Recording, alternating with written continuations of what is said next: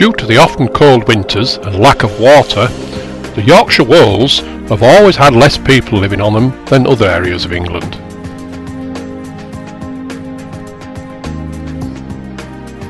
This meant that during the old medieval system of strip farming,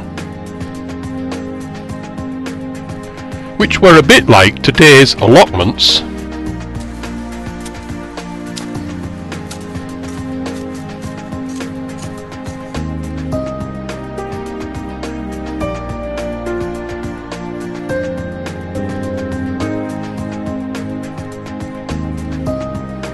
large areas of the walls between the few villages were not farmed. They may have had a few sheep grazing, or rabbits kept in warrens, but the land was not tilled or any crops grown. When most of the walls were enclosed into fields in the 18th century, then this wasteland began to be farmed.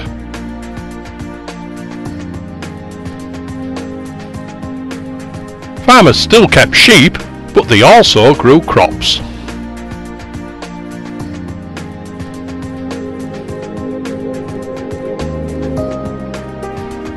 Men like Sir Christopher Sykes from Sledmere, often referred to as a reformer of the Wolds, used lots of new farming ideas like rotating crops and growing turnips for sheep to eat.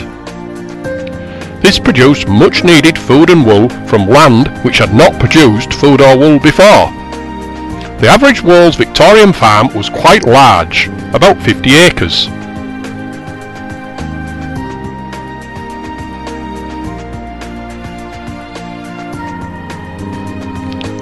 This is about the size of 25 football pitches.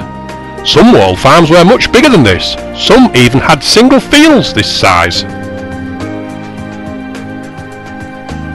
The main crops grown were cereals like barley, wheat and oats for human consumption, plus clover and turnips to feed sheep. Sheep were the most important livestock, and under the new system were fed turnips over winter. This meant they needed less grass, so more crops could be grown.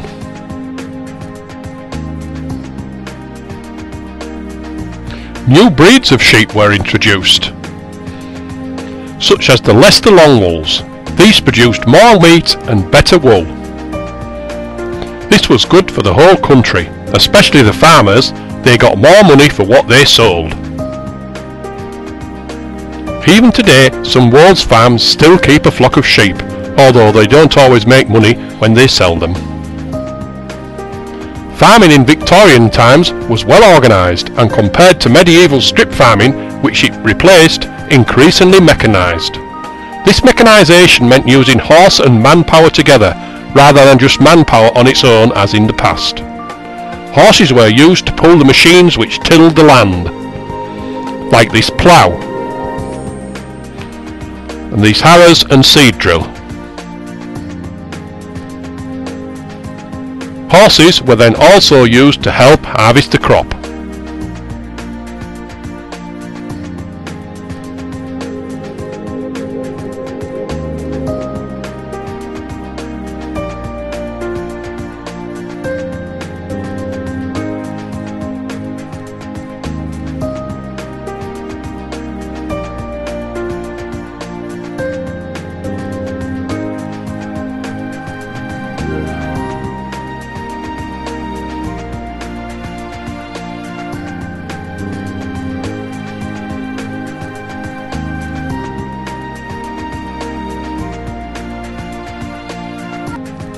The crop was then threshed later.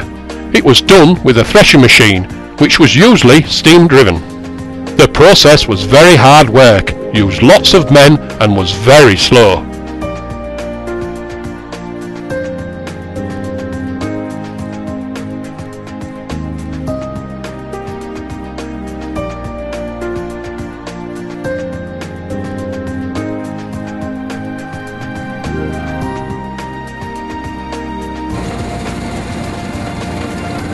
Compare this to what we saw last time.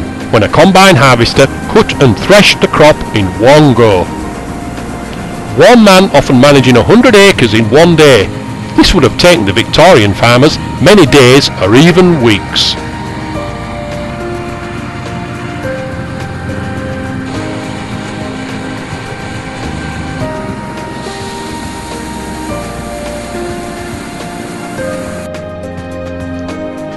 Despite this hunger for man and horsepower, the Victorian farms on the Yorkshire Wolds were very important in feeding the growing industrial population of Britain.